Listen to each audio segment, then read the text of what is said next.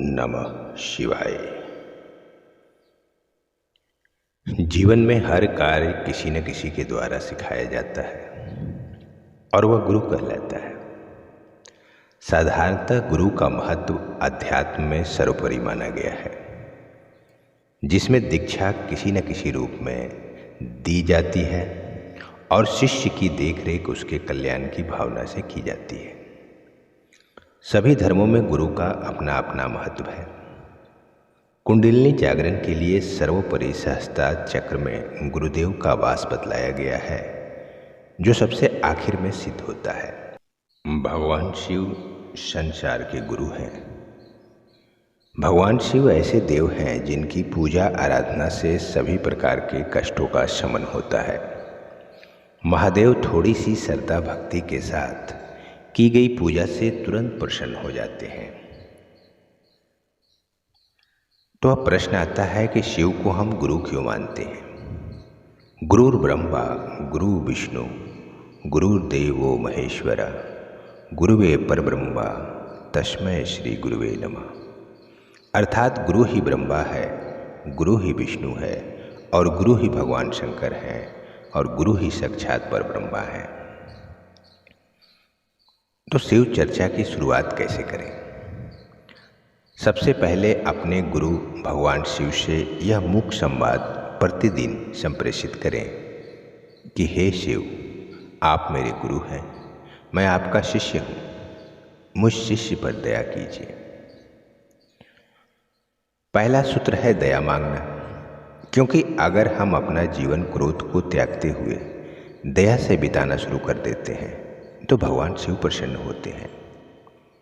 दूसरा, अपने गुरु शिव की चर्चा करना। भाव अक्सर यह कहा जाता है कि प्रभु संसार के कण कण में बसे होते हैं, इसलिए अपने जीवन में अगर हम हर वस्तु में उस महान शिव को देखने की कोशिश करेंगे तो शिव प्रकट होंगे। जैसे मान लीजिए कि आप कहीं जा रहे हैं और जो कुछ भी आपको दिखाई दे, पक्षी दिखाई दे, कीड़ा दिखाई दे, चींटी दिखाई दे, छोटा जानवर हो, बड़ा जानवर हो, आप सिर्फ बोले ओम शिव। आपसे कुछ गलती हो गई, आप बोले ओम शिव। आपने कुछ भी देखा, आप बोले ओम शिव। यानी हर वस्तु में आप उस भगवान शिव को देखने की कोशिश करें। शिव चर्चा करने का सबसे बड़ा लाभ यह है कि इससे मन इधर उधर नहीं भागता, मन स्थिर और एकाग्र हो जाता है। आपके मन को यह पता होता है कि आप क्या काम कर रहे हैं, इसलिए हर काम पूरी लगन और मेहनत से करते हैं और सफलता प्राप्त करते हैं। भगवान के रूप में शिव गुरु आपकी हर मनोकामना को पूरी करते हैं। तो अब सवाल ये आता है कि हम शिव को गुरु कैसे बनाएं। सर्वप्रथम एक श्वेत वस्त्र पर चावल की ढेरी लगाकर उस पर कलश और नारियल रख दें। उत्तराभिमुख होकर सामने शिव जी का चित्र रख दें। ओम वेदादि गुरुदेवाय विद्महे परम गुरुवे धीमहि तनो गुरु प्रचोदयात्, इस मंत्र का जाप करें और उसके बाद ओम गुम गुरुभ्यो नमः मंत्र का 11, 21, 51 या 108 माला जाप करें। दूसरा, हर आते जाते श्वास से, यानी कि सांस को अंदर खींचते हुए नमः और सांस को बाहर छोड़ते हुए शिवाय कहना है। सांस अंदर गई नमः, सांस बाहर आई शिवाय।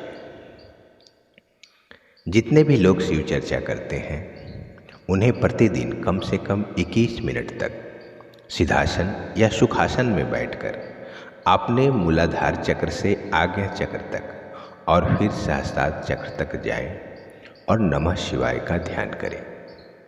यहाँ शिव को हजारों श्वेत कमल पर विराजमान होता हुआ देखें, मन ही मन नमः शिवाय का जाप भी करते रहें। और तीसरा है कि रुद्राक्ष की माला से 108 बार नमः शिवाय का जाप करना है।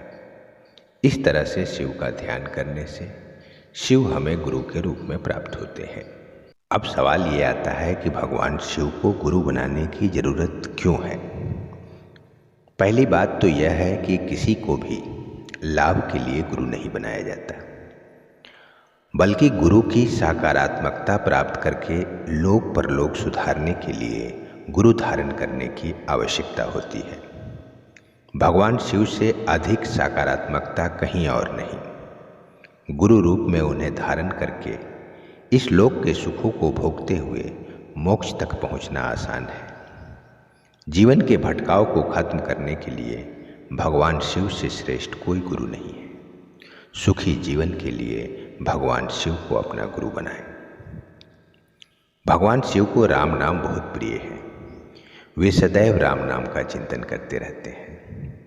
इसलिए गुरु दक्षिणा के रूप में उन्हें रोज 10 मिनट राम नाम जरूर सुनाएं और उनसे कहें कि हे मेरे गुरुदेव, आपको साक्षी बनाकर मैं गुरु दक्षिणा के रूप में आपको राम नाम सुना रहा हूँ।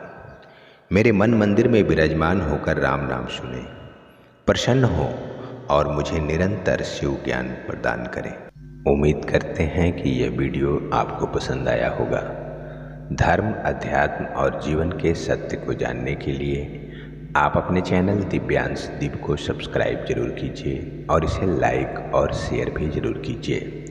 और ऐसे ही ज्ञानवर्धक वीडियो को सबसे पहले देखने के लिए आप नोटिफिकेशन बेल प्रेस करना ना भूलें। जय श्री कृष्ण।